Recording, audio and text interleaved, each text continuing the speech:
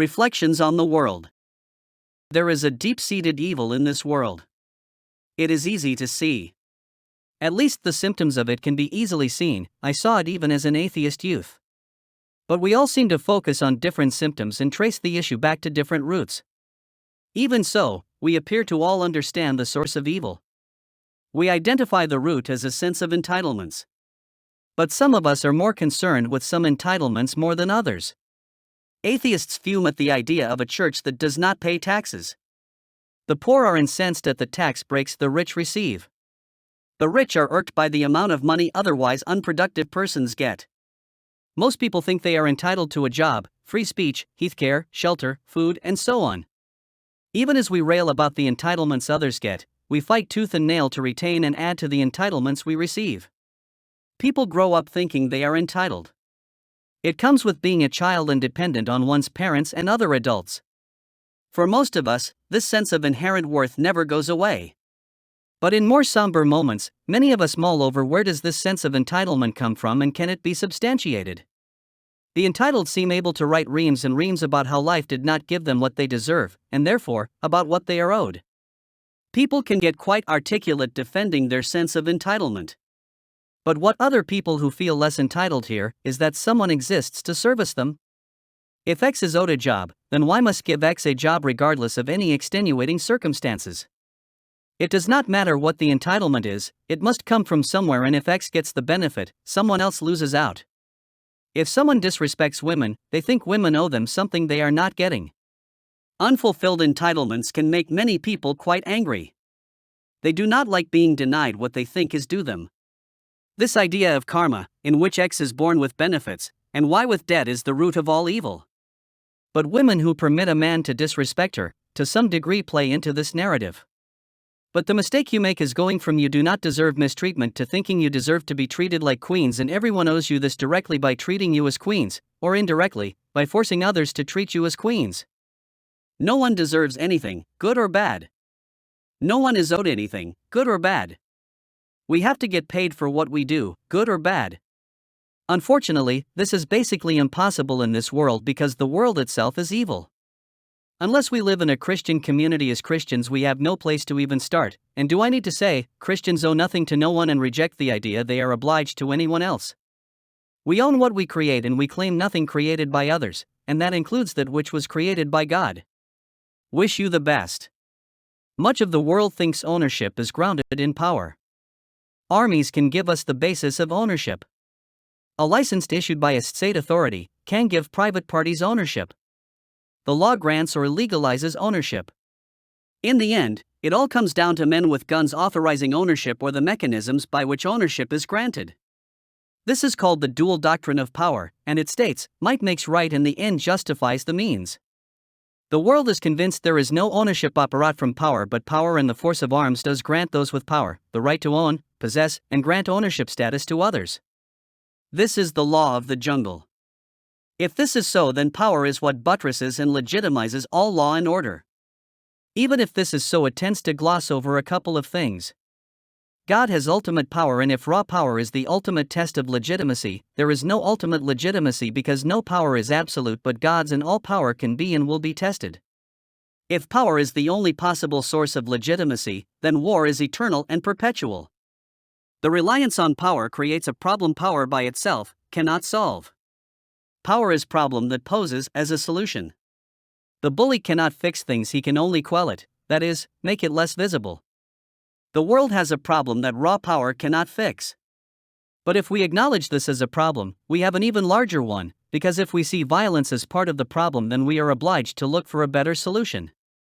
Violence proved it was the best solution by being the last man standing.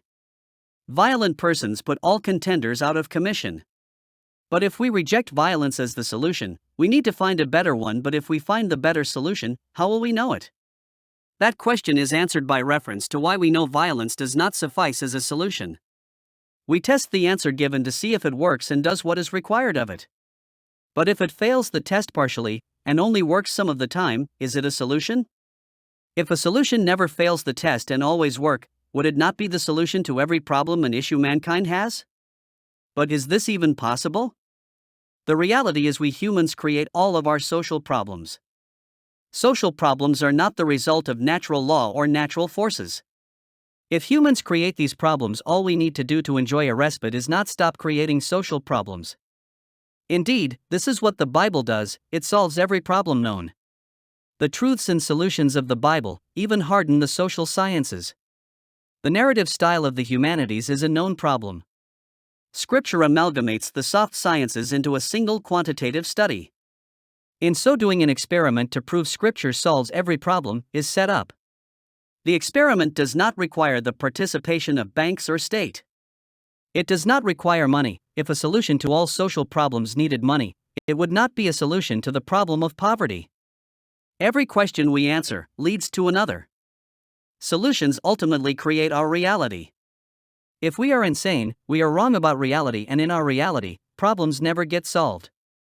But how do we tell people brought up to think their reality is real, even when it solves none of the problems it creates?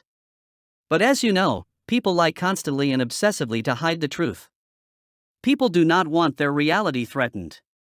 This might seem profound, but it actually hides an embarrassingly simple fact. The truth is, we own nothing we did not create. We have no claim on anyone or anything other than what we produced. We need to stop the claims others make on us, and we need to stop making demands on others. No one is entitled to anything. Naked into this world we come is not about physical things, it is about spiritual things. We do not come with a list of possessions or entitlements attached to us. We cannot be annoyed with the world for not giving us what we deserve when we are owed nothing. There is no burden on us to supply someone else with something they feel is owed them. But they have no obligation to supply us with anything but the truth. Unfortunately, perhaps, this realization brings us to God.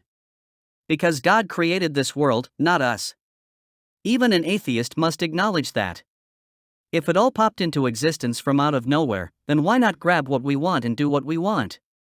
Does not seem much reason not to. But whether we believe in God or not, does not alter the fact that the raw world was not created by us, and there is no rational path towards us owning any of it. In the end, all we have is guns and clubs to prove we have a right to some part of the physical world, and this works in this world, but it is not a convincing argument. We own the value we add to this world, not the substance, the assets, the underlying material. We own the equity we add, the modifications we make to physical things. We cannot expect anything from this world. You do not owe anything to anyone. Add what you can to what exists and take not what you did not earn by your work. However, this is not just the end of evil, it is the end of the state. The state cannot exist in a world that eliminates parasitism. Apologetic is about justifying the biblical position, but this cannot be done with words alone. We need to privatize our space. It is only in a fully privatized space that the church reaches its full potential. We as Christians have permitted the state to profane our sacred space. We permitted the wolves into the fold. The state is a parasite on the church. It is the church has dominion over the earth, not the state. But the state takes our authority and uses this power to force us to pay its costs and promote its agenda. The church must separate from the state.